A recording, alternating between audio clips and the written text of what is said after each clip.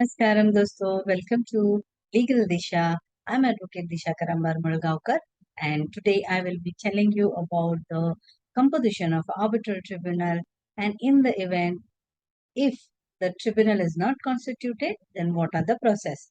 So let us see what is the composition of the arbitral tribunal. So the arbitral tribunal is a composition of either sole arbitrator or more than one arbitrator. Okay, so it can be 3 or 7. It has to be an odd number. It cannot be an even number in the interest of the parties and the decision which will be the outcome. So the composition of an arbitral tribunal has to be an odd number. Now let us see, suppose if there is a challenge while appointment of an arbitrator, whether it may be a tribunal or a sole arbitrator, then what are the processes? You need to apply to the principal civil court, and apart from that, the original jurisdiction of Bombay High Court or any other court like Delhi High Court or Calcutta High Court. But where there are no high courts, then there is the principal civil court of the original jurisdiction. This is the jurisdiction. Now, what happens under what, in which provision you need to go to appointment of arbitral tribunal before this court? The provisions are section 11. And under what circumstances you need to go?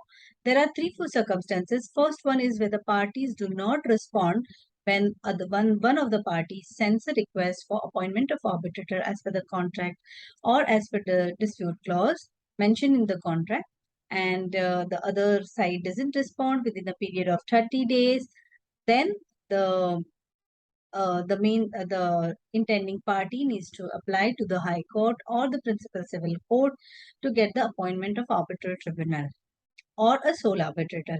Second thing, after that is where the party have already nominated an arbitrator, but those respective arbitrators are unable to appoint the third arbitrator.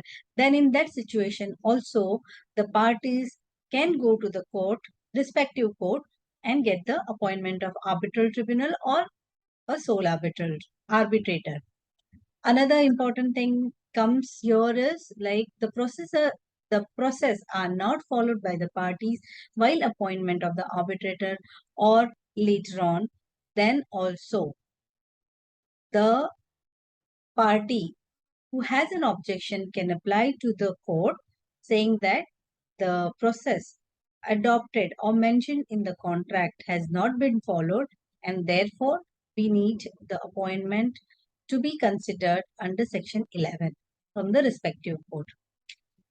Apart from that, if one of the parties has already appointed and nominated an arbitrator and the other side doesn't agree to the appointment or nominated arbitrator, then in that situation also the intending parties or either of the parties can approach the Honorable Court under section 11 and get the appointment of arbitral tribunal or a sole arbitrator done and to proceed with the disputes.